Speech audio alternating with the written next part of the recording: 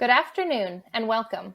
Today's discussion features Peter Torrente, KPMG's National Sector Leader for Banking and Capital Markets, and our guest, Michaud, President and CEO of KBW. KBW, an investment bank focused on the financial services sector, is a subsidiary of Stifel Financial.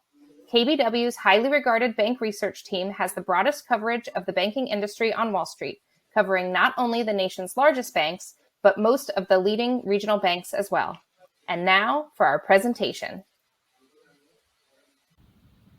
Tom, welcome back. It's great to see you. Hard to believe end of the third quarter already. Maybe before we jump into some specific comments on the quarter, there's so much going on in the macro environment.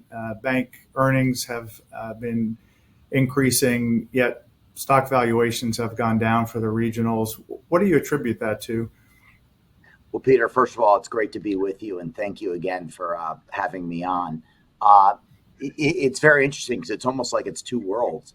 If you look at the core business of banking, and I'm talking mainly about regional banks now, not banks with big non-interest income businesses, but the core business of banking, there's positive operating leverage. We think we're in the second quarter of what will be 4 straight quarters of double-digit revenue, net interest income growth, maybe even in the area of 20% for many companies. Yet while that's happening, bank PE multiples have declined and the stocks have gone down. Now, they've outperformed the overall market, but yet typically rising earnings estimates lead to higher stock prices.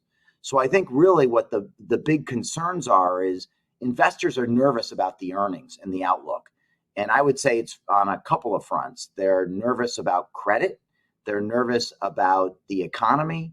And they're also nervous about the bank's ability to handle the shrinkage in deposits that we believe is about to happen.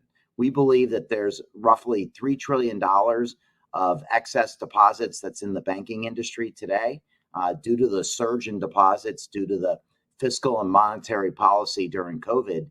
And I think this is what's on investors' minds as to how that's going to play out and ultimately affect earnings. And Tom, you talked about the regionals. How do you think the different banks are going to handle this? Well, business profile matters a lot. So let's talk about the G-SIFIs, the big banks that are universal banks that have big investment banking operations. What's interesting about this cycle is that financial services seems to be going through it at a different pace. There are parts of financial services that I would argue are already in a recession. One of those, for example, is investment banking.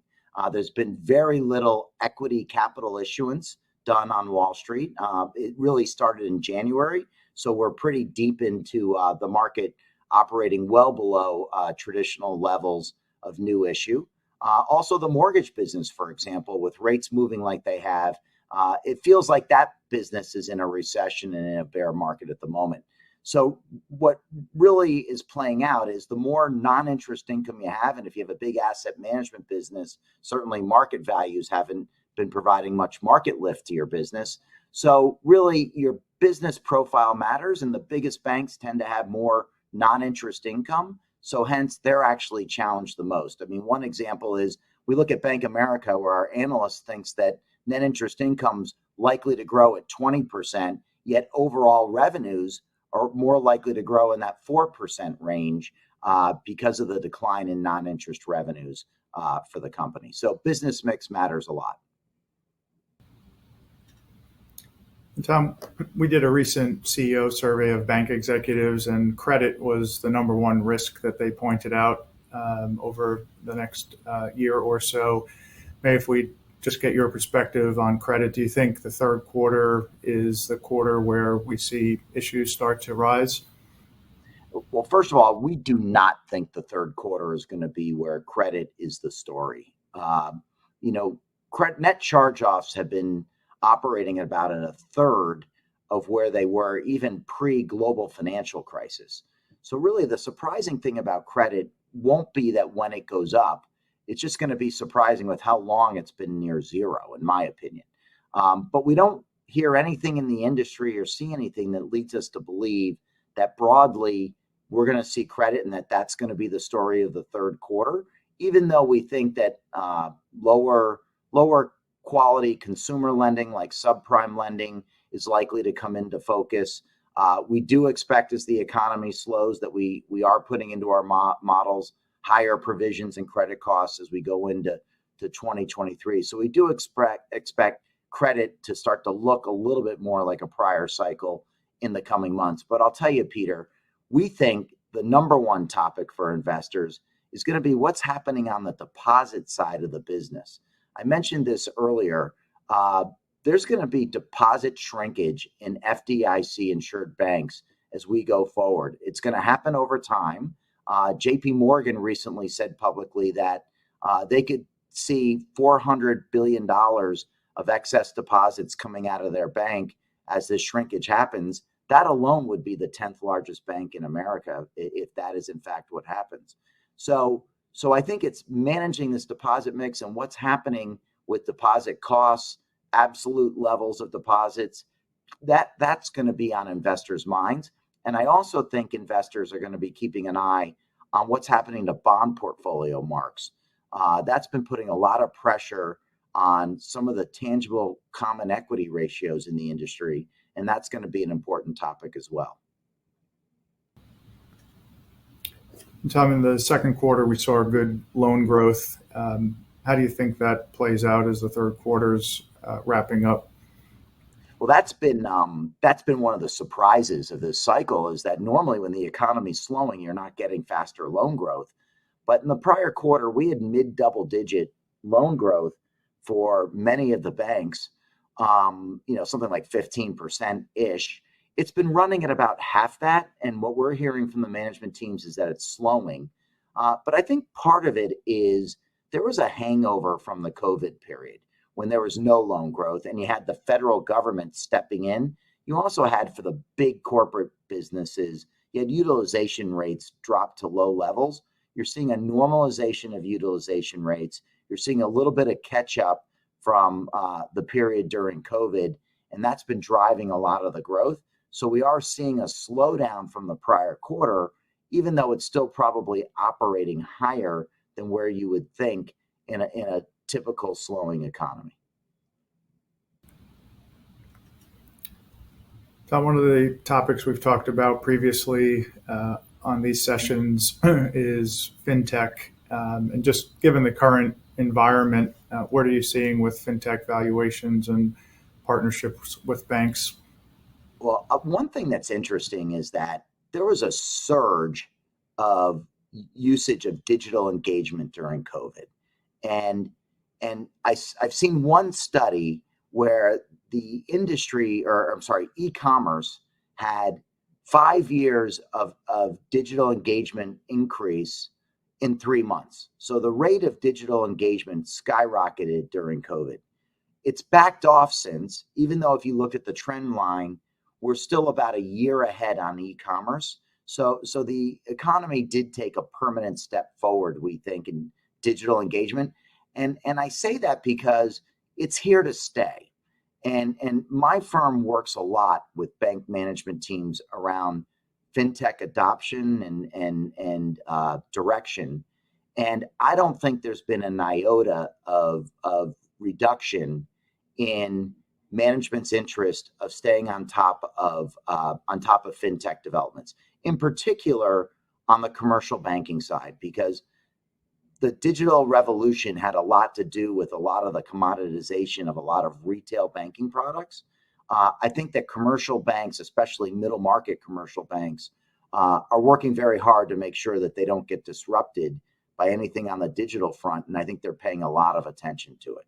So that's the first theme, is that I think the interest in digital engagement is no less than it was even at the peak of engagement during COVID.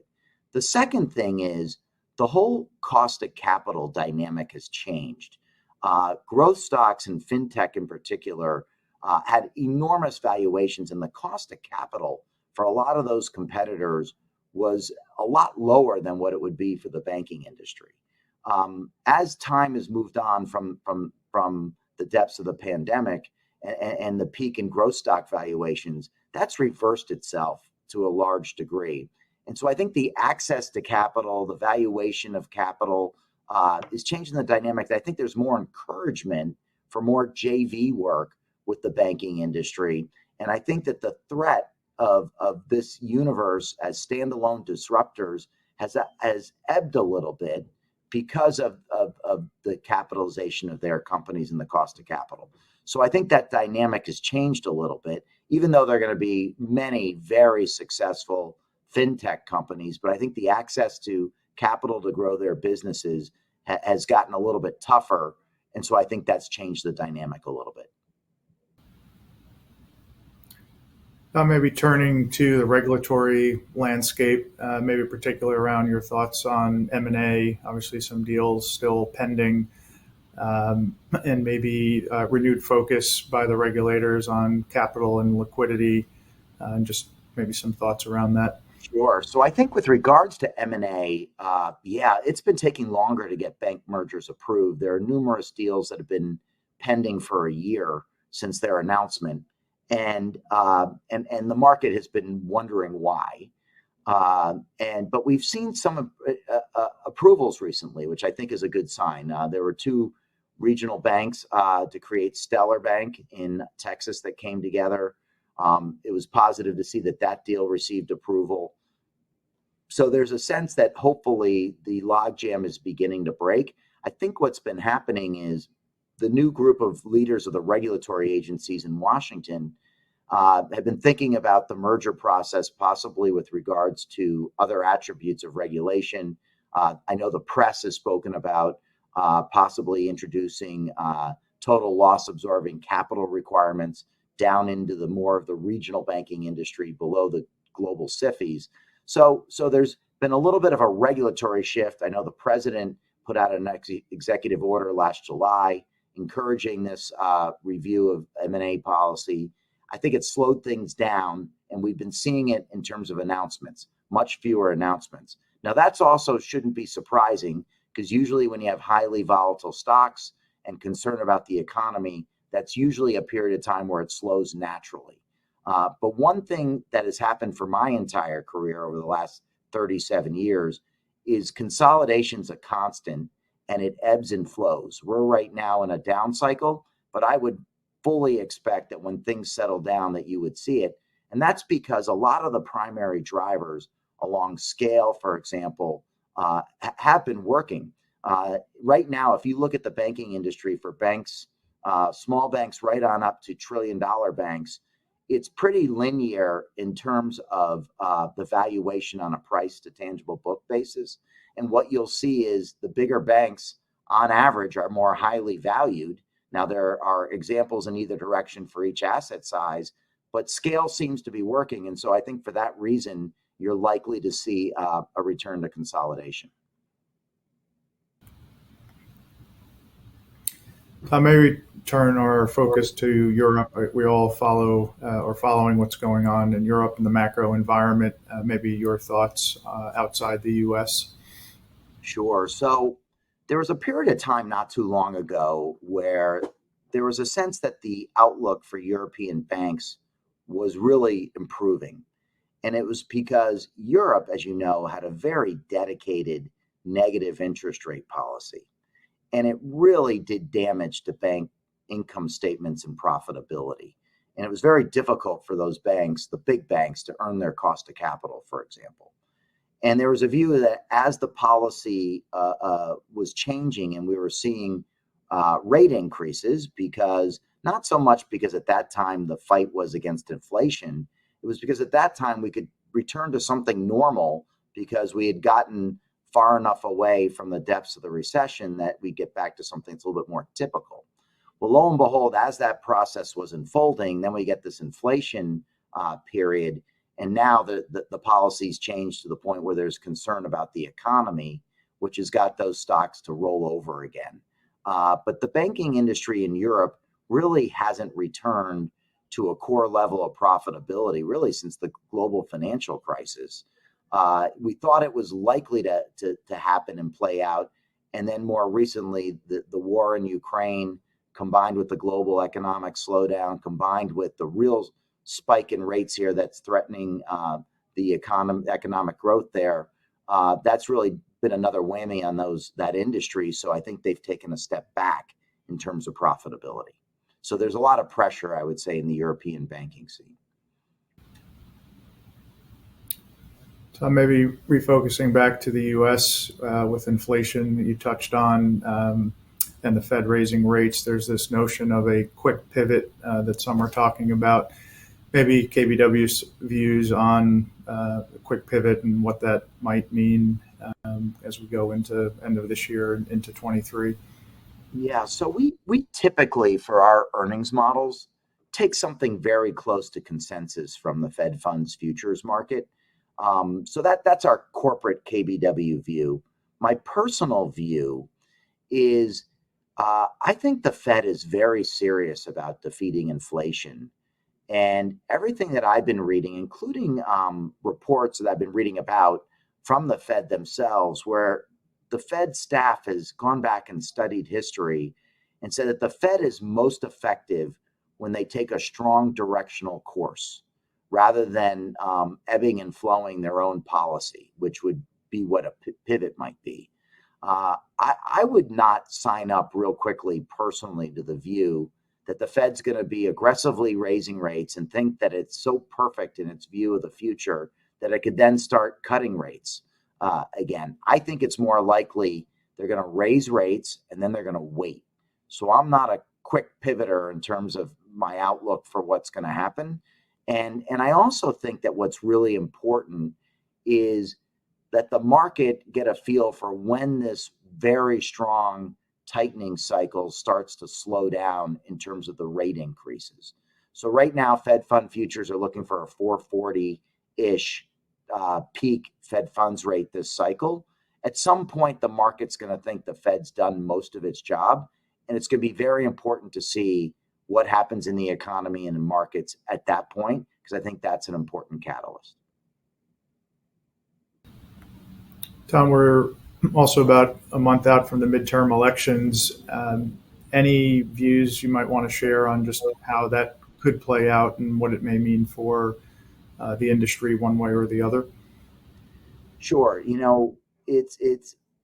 There are three ways to really influence the banking industry and financial services from Washington. One is you pass a law. The second one is you make a new rule. And then the third one is you use enforcement.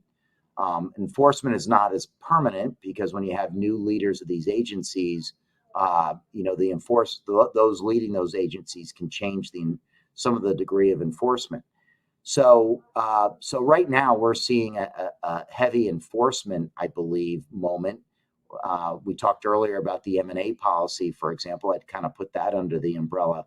So if we end up with divided government, especially in the Senate, I think that could be an important message in terms of just the pace of increasing regulation across the economy, including financial services. So if we ended up with the Senate, or clearly you have the president in the Democratic hands, if you have the Republicans controlling one or two chambers of Congress, I think you have a chance for maybe a little bit more balance versus a very focused policy approach that's been underway more now.